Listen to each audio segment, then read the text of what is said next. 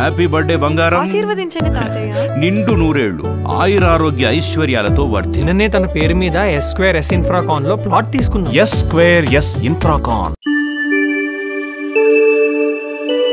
ఇప్పుడు వచ్చేటప్పుడు పోతురాజులు అనేవాళ్ళు మీరు ఏదైతే పలారమ్మని తీసుకుని వెళ్తున్నప్పుడు ముఖ్యంగా మీరు ఇందాక ఫస్ట్ చెప్పినట్టు అమ్మవారికి ఒక రక్షణగా ఉండి దుష్ట శక్తుల్ని తరుముతూ మీరు ముందుకు వెళ్తూ ఉంటారు. ఇటువంటి కార్యక్రమం ప్రతి బోనాలకి జరుగుతూ ఉంటుంది. ఈ సందర్భంలో ఎప్పుడైనా సరే మీరు ఆడుతున్నప్పుడు కానీ లేదంటే ఎప్పుడైనా సరే చీకటి పడిపోతూ ఉంటుంది, అర్ధరాత్రులు అయితే ఉంటాయి, 1 గంట 12 2 గంట ఆ టైం కూడా నడుస్తూ ఉంటుంది, బోనం నడుస్తూ ఉంటుంది. అటువంటి అప్పుడు మీకు ఎప్పుడైనా నిజంగా దుష్ట శక్తులు అనేవి కనిపించాయి? ఎప్పుడైనా సరే అంటే కింద పడిపోవడం కానీ, అంటే మాకు అంటే మొత్తం నీరసం అయిపోవడము, మొత్తం ఇట్లా బాడీని మొత్తం ఇట్లా పిసికేసినట్టు అయిపోవడము, అట్లా మాకైనా అట్లా కొన్ని ఊర్లల్లో ఇప్పుడు రాత్రి 2 అవుతున్నాయి, 3 అవుతుంది, 1 గంట అవుతుంది, ఆ పొలం మేర్లు దాటేటప్పుడు అక్కడ ఇక్కడ అవి కొన్ని అనేది. ఇప్పుడు మేము పసుపు మీద ఉంటాం, బట్టలు లేకుండా ఖాళీ చెడ్డ వేసుకొని ఇవి పట్టుకొని మేము పసుపు మీద ఉంటాం కాబట్టి కొన్ని శక్తులు అనేది వస్తుంటాయి అన్నమాట మన మీదకి. అవును, అట్లా పడిపోవడము చేయడం అనేది అట్లా ఎప్పుడు కాలేదు. కానీ ఇబ్బంది అంటే బాధపడము, కడుపు నొప్పులు అవ్వడము, మాకు మొత్తం నీరసం ఇక గుంజేసినట్టు బాడీ మొత్తం అట్లా పీల్చుకున్నట్టు అయిపోయినట్టు కొన్నిసార్లు అయినాయి. ఆ సూచనలు మీకు తగులుతూ ఉంటాయి. అయితే ఏమైందంటే ఇవి దూతలు అనేవి ఉంటాయి, దూతలు రక్త పిశాచిలు. ఓకే, ఇప్పుడు 4 చౌరస్తాలు అంటారు, ఆ చౌరస్తకు ఒక రక్త పిశాలు ఉంటాయి. అంటే మేము పసుపు ఉన్నప్పుడు మన రక్తం తాగాలని ఆశతో ఉంటాయి. వీళ్ళు కూడా దయ్యాలు కాదు, వాళ్ళు కూడా శక్తులే, శక్తులు. ఒక శక్తి అంటే వాళ్ళకంత పవర్ ఉంటుంది, మన దగ్గరకు వచ్చే అంత మన దగ్గర అంతకన్నా పవర్ ఈరోగలు ఉంటుంది. అవి వచ్చి మనం అంత పబ్లిక్లో ఉన్నప్పుడు వాళ్ళని మన పసుపు అంటే వాళ్ళకు చాలా ఇష్టం. మనని వచ్చి ఇట్లా పిసికి ఇట్లా పీడ్చినట్టు అవుతుంటాయి. మనకు వచ్చి ఇట్లా పీడ్చినట్టు ఉంటే మన దాంట్లో అనేది పవర్ అనేది నిమిరి పవర్ అనేది డౌన్ అవుతుంటుంది. అట్లా అన్నప్పుడు మనకు అమ్మ తల్లి మాకు ఈ బాధ అవుతుందని బండి బండి చుట్టూ 3 చుట్టూ తిరిగి ఆ తల్లి దారికి పాదాలకని బండారు తీసి నోట్లు వేసుకొని మీద ఇట్లా బండారు తల్లి అప్పుడు వెళ్తే అప్పుడు అన్నీ మాకు మళ్ళీ తారి క్లీన్ అయిపోతుంది. మాకు జరిగింది ఇట్లా. ఒక్కొక్కరు అయితే కొన్ని ఉంటారు, కొంతమంది మంత్రకాలు కూడా ఉంటారు, ఓర్వక ఆ బండి ఎట్లా తీసిండు అని పోతారని కాలు లేవకుండా ఆపేసేస్తారు. కొన్ని జరిగినాయి, పాతకాలంలో జరిగినాయి. ఇట్లాంటివి కూడా ఉన్నాయా? ఉన్నాయి. ఎందుకంటే పోతురాజు వేషం తీస్తున్నారంటే వాళ్ళ మీద ఏదైనా ప్రయోగాలు చేయడం కానీ చేస్తారు, వాళ్ళ మీద ఏమైనా మంత్రాలు ఇట్లాంటివి చేయడం కానీ ఇట్లాంటివి కూడా జరుగుతాయి 100%. ఎప్పుడైనా మీ టీం ఎదుర్కొన్నారా ఇలాంటివి? మా టీంకి అయితే అమ్మవారి దగ్గర అయితే ఎప్పుడు ఇట్లా కాలే, ఇబ్బందులు అయినాయి. ఓకే, ఇబ్బంది అయినా ఆ తల్లిని మొక్కుకొని ముంగడికి పోయినాం. కానీ ఇంకొకటి మాకు ఒక బందోబస్తు ఉంటుంది, గురువు బందోబస్తు చేపిస్తున్నాడు దినేష్. ఆ బందోబస్తుతోని ఏమున్నా మాకు అంత దక్కదనకు ఏదైనా ఉంటే ఫస్ట్ ఈ పిక్కలు అనేది ఇట్లా అదురుతుంటాయి మాకు. అంటే మాకు అది హెచ్చరిక. ఓకే, రుమాలు లేచిపోతాయి, ఎవరేమో చేస్తున్నారు అవుతున్నది హెచ్చరిక. ఫస్ట్ అమ్మవారు మనకు హెచ్చరిస్తుంది, జాగ్రత్త బిడ్డ అని. అప్పుడు మనం ఏం చేయాలా, ఇది ఒక బందోబస్తు ఉంది కదా, ఆ తల్లి దగ్గర పోయి చుట్టూ తిరిగి ఆ తల్లి దగ్గర కాళ్ళ విడి బండారు తీసుకొని మీద తలుకొని నోట్లో పెట్టుకొని ఆ నమ్మకంతో ముందుకు పోతాం. ఇక అమ్మవారి అమ్మ తల్లి మేము నీకే భారం, ఇక ఏమున్నా నువ్వే చూసుకోవాలి మాకు అని చెప్పేసి మేము అమ్మవారికి చెప్పుకొని మనకు ఇబ్బంది అవుతున్నప్పుడు అప్పుడు మాకు ఎవరు దిక్కు, అమ్మనే కదా. అవును, మళ్ళీ నా బాధ పోయి అమ్మకి చెప్పినప్పుడు ఆ తల్లి దారి చూపిస్తుంది. అంతే, ఎప్పుడైనా ఇట్లా జరిగింది మాకు. ఓకే, అయితే మీ వేషధారణతో దీంతోనే కొన్నిసార్లు ఏంటంటే ఇంకో ప్లేస్ నుంచి వేరే ప్లేస్ కూడా వెళ్ళడం జరుగుతూ ఉంటుంది. ఇప్పుడు ఈరోజు ఈ టయానికి ఇక్కడ ఆడారు మీరు, 11 12 వరకు ఇక్కడ ఆడారు, ఇక్కడ నుంచి మళ్ళీ వేరే చోటకి వెళ్ళాలి. ఇట్లాంటి అంటే బిజీ షెడ్యూల్లో కానీ ఇట్లా జరుగుతుంటుంది. ఇలా వెళ్ళేటప్పుడు కానీ ఇట్లా ట్రావెల్ అయ్యేటప్పుడు కానీ మీరు ఇందాక అన్నప్పుడు అమ్మవారు వెనకాలే ఉంటుంది పలారం బండి, అక్కడికి వెళ్తాం మేము, అమ్మవారు బండారు తీసుకుంటాం చెప్పన్నారు. మీరు ఇక్కడి నుంచి ఇక్కడికి ట్రావెల్ అయ్యేటప్పుడు పొలిమేరలు దాటుతూ ఉంటారు, రకరకాల ప్లేసులు అనేవి రకరకాలన్నీ తొక్కుకుంటూ వెళ్తుంటారు, అక్కడ ఏముంటుందో కూడా తెలియదు, అలాంటి పరిస్థితులు ఉంటాయి. అప్పుడు అమ్మ లేనప్పుడు ఇవి మా అమ్మని ఎప్పుడు క్యాచప్ చేయాలని మా ఇంటనే ఉంటాయి. ఏంటంటే ఈ పసుపు ఉంది కదా, కుంకుమ పసుపు మన ఇంటనే వస్తుంటాయి, కానీ మెడల్ ఉన్నది ఒకటి ఉంటుంది కదా. ఓకే, రక్షణ. ఆ అమ్మలా లేనప్పుడు ఈ రక్షణ ఉంటుంది. ఓకే, ఏ పోతరాజైనా రక్షణ లేని బయటికి పోతరాజు బయటికి రాడు. ఓకే, రక్షణ అమ్మ బందోబస్తు. అది ఉంటేనే బయటికి వెళ్ళగలుగుతాడు, బయట ఏదైనా చేయగలుగుతాడు. ఫస్ట్ మెడల ధారణ బందోబస్తు అమ్మవారిది పడుతుంది. అది అయినాకనే వేయడం స్టార్ట్. అంటే ఈ పోతరాజు ఈ ఆ వేషధారణ ఏదైతే ఉందో ఇది పూర్తయిన తర్వాత, బోనాలు పూర్తయిన తర్వాత మళ్ళీ మీ యథాస్థానానికి యథా జీవితానికి మన ఈ లోకానికి వచ్చేస్తారు. అంతే. అవును. ఇప్పటివరకు అంటే అమ్మవారి శక్తితో అమ్మవారి సేవలో ఉంటారు. తర్వాత మళ్ళీ యాజ్ యూజువల్గా మన పరిస్థితులకి, మన కష్ట సుఖాలకి, మన బాధలకి, మన పనులకి వచ్చేస్తారు. ఇటువంటి సందర్భంలో కూడా అంటే దుష్ట శక్తులకి అనేది ఏ మనిషి ఎవరో ఏంటి అనేది అన్నీ తెలుసు. మీరు ఇప్పుడు రంగు వేసుకుని ఉన్నా, మీరు నర్సింగ్ గారు ఇప్పుడు రంగు వేసుకుని ఉన్నారు, నర్సింగ్ గారు రంగు వేసుకుని లేకపోయినప్పుడు ఎలా ఉంటారు అనేది నాకు తెలుసు.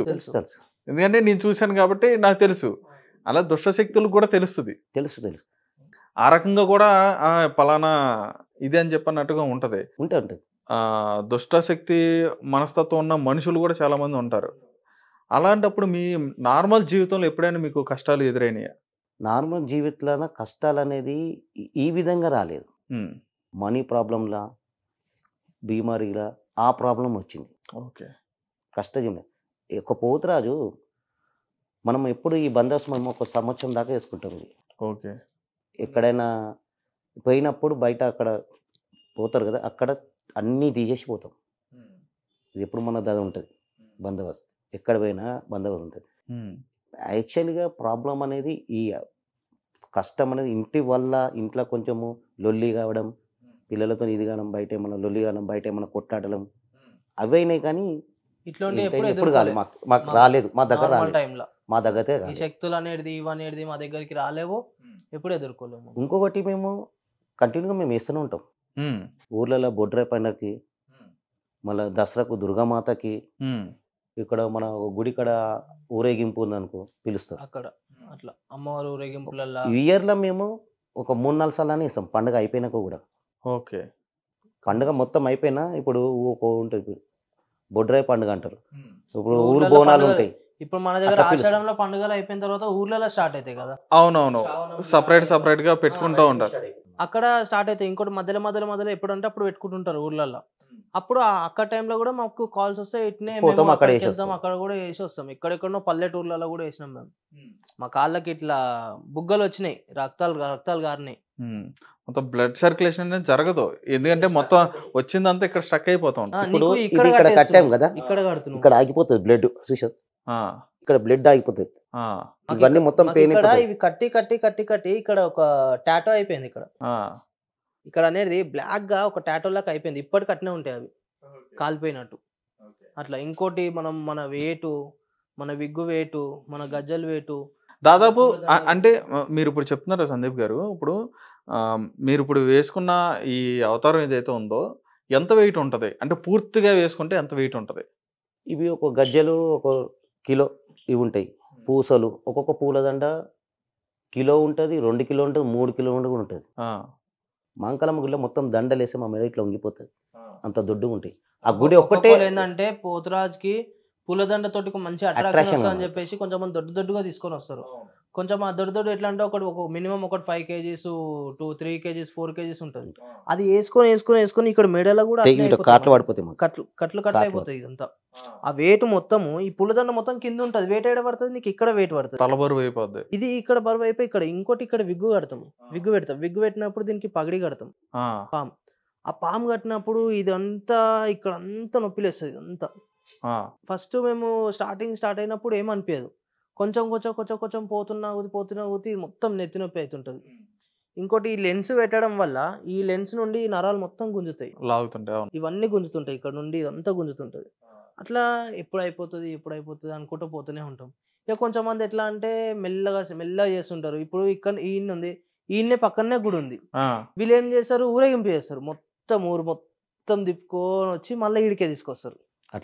అట్లా ఇంకోటి ఏంది, వాళ్ళు తాగి చేసి కొంచెం మంది ఉంటారు మధ్యలో. ఇప్పుడు తీసేవాళ్ళు నియమాలతో మంచిగా ఉంటారు. ఇప్పుడు ఎక్కడెక్కడ నుండో వస్తారు. ఇప్పుడు ఇక్కడ బ్యాండ్ కొడుతుందంటే తాగే వాళ్ళు ఎంతమంది అందరు ఇరుకురికి వచ్చేస్తారు. అట్లా వచ్చేసరికి ఏమైపోతుందంటే వీళ్ళు పోనీయకుండా ఆపేస్తారు మధ్యలో.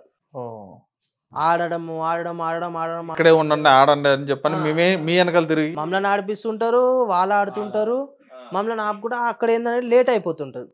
అట్లా 2 అవుతుంది 3 అవుతుంది. ఒక్కొక్క దగ్గరనైతే మేము పోతురాజు 5 దాకా కూడా వేసినాం. 5 వరకు తెల్లారి వరకు కూడా వేసినాము. అక్కడ వేసి ఇంకోటి 2 గంటలకు 3 గంటలకు అయిపోతే మాకు ఫుడ్ లేకుండే. ఒక్కొక్క దగ్గర మస్తు బాధలు పడ్డాం మన పోతురాజంలో.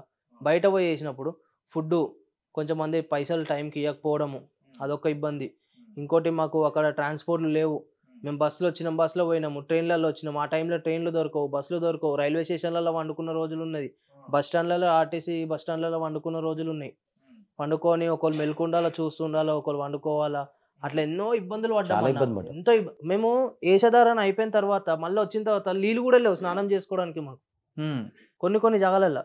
ఆ టైంలో మేము ఎవరిని పోయి లేపలేము. అవును, ఎవరిని పోయి లేపలేము మేము.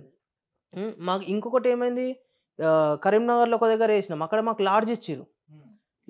మేము అది టైం అయింది గుడికి వేసి అయిపోయే వరకు 2:30 3 అవుతుంది. ఆ టైంలో మేము ఏం చేసినాము, లాడ్జ్లకు రావాలా, గజ్జలు ఉన్నాయి, అన్నీ ఉన్నాయి. వాళ్ళు వచ్చి దింపేసి వెళ్ళిపోయారు. లాడ్జ్లోకి వెళ్ళిపోయి మీరు ఫ్రెష్ అప్ అయ్యి రెస్ట్ తీసుకుంటారా వెళ్ళిపోతారా మీ ఇష్టం అని చెప్పి వెళ్ళిపోయారు. మేము ఆ లాడ్జ్లోకి ఎంటర్ అయిపోతుంటే ఆ గజ్జల సౌండ్కి ఇప్పుడు లాడ్జ్లో ఎవరెవరో ఉంటారు, అంటే బయటికి వచ్చిన వాళ్ళు వాళ్ళందరూ భయపడి మా మీదకి వచ్చేసిరు మమ్మల్ని కొట్టడానికి. మీరు ఎవరు, వాళ్ళకి తెలియదు పోతురాజు అంటే ఏంది. కొంచెం మందికి తెలుసు, కొంచెం మందికి తెలియదు. వీళ్ళెవరు ఈ టైంలో ఏంది అని చెప్పేసి ఆ గజ్జల సౌండ్కి ఆ పబ్లిక్ మొత్తం మా మీదకి వచ్చేసిరు కొట్టడానికి. అప్పటిదప్పుడు మళ్ళీ వాళ్ళకి కాల్ చేసి మేము చెప్తే ఇప్పుడు వచ్చి మళ్ళీ అక్కడనే గజ్జలు ఇప్పుకొని తీసుకొని లోపల పోయి ఫ్రెష్ అప్ అయ్యి బయటకు వచ్చినాం.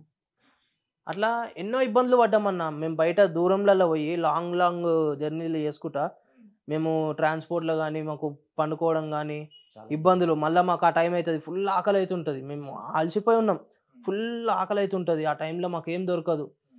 వీళ్ళు కూడా అన్న ఈ టైంలో ఏం దొరకదు అన్న అని వీళ్ళు కూడా చెప్పేస్తారు. ఇక వాళ్ళ ఇంట్లో పండుకున్నారు అంటారు, ఒక్కొక్కరు ఒక్కొక్క స్టోరీ చెప్తుంటారు. అట్లా మస్తు ఇబ్బంది పడ్డాం అన్న మేము పోతురాజంలో.